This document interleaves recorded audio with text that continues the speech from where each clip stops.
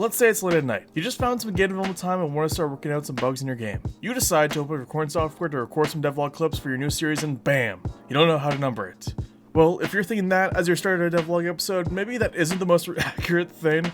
But when you start to piece together a devlog series, it is important how you structure it and give it a consistent style so consumers know what is your devlog by those certain flares that make you, you. A big first deciding factor when making your devlog is, should you number it? And well, you better watch because there's multiple answers to this question. Before we get further, please know this is not professional advice, please seek a professional for that matter.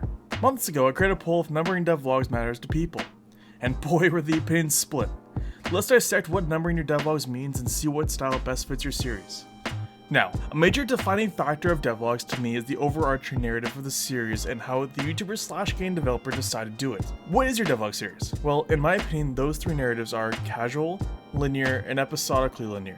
Casual devlogs are your basic, this week I did this is how type styles that focus on one video at a time, just harping off what they did, no real structure. Just basic stuff they did throughout the time the last devlog was made to the new one being published.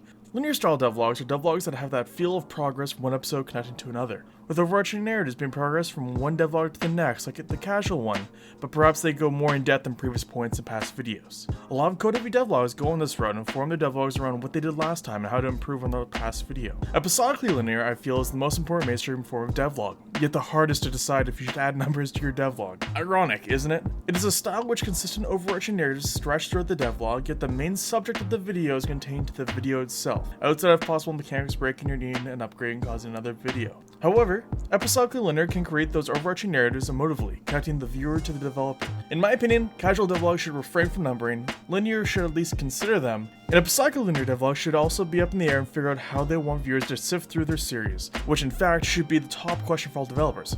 Okay, I have a growing devlog catalog, how do I want viewers to go through them? It is a question not commonly asked early enough, sadly. It's like watching a TV show. If you see a devlog series recommended to you, will you watch a 20 episode binge if you're behind? Maybe. In that case, you're definitely the audience for those devlog series. Now, how about not? A simple numbering scheme early on without any questions may result in accidentally sending your viewers through your series numerically without the need to, since at the end of the day, your devlog was styled around individual episodic episodes than a linear focus. While at the same time, if you prefer to watch your videos in order, not numbering them will give no direction. There are YouTubers who use multiple strategies as well to base your devlog on. If your channel is more made for game dev episodic content, perhaps a devlog fitting into your current list will resemble Guga styles of devlog, where they almost hide the fact their devlog is a devlog unless a main character is in their thumbnail or emphasize it's their game in the title. This is due to the fact he structures his devlog as a foundation to talk about an overarching main subject that almost goes higher than his devlog. Considering this, he doesn't number them, at least now.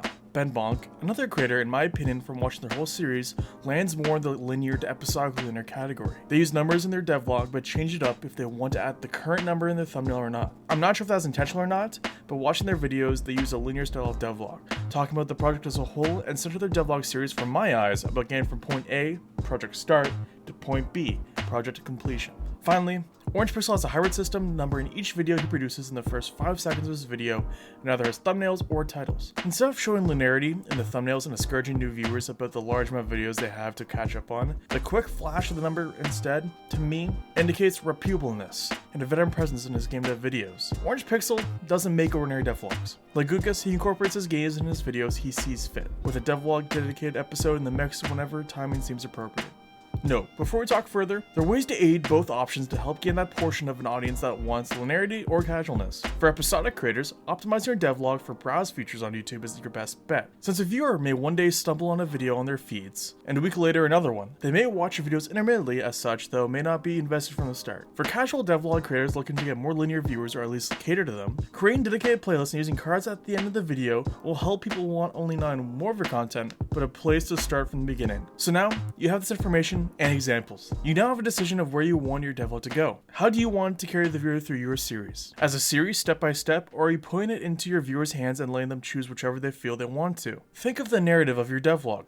What is it designed for? What do you want the message to be put across? Do you want a more episodic, standalone-like series, or a series in which a large portion of videos matter? Note, as always, it's okay for devlogs to change. I mean, look at the 2 examples. 2 of the 3 use devlog numbering, with Guga switching off very early on. It's never too late to change if you want to for optimizational reasons, or just personal. It's your videos, you do you.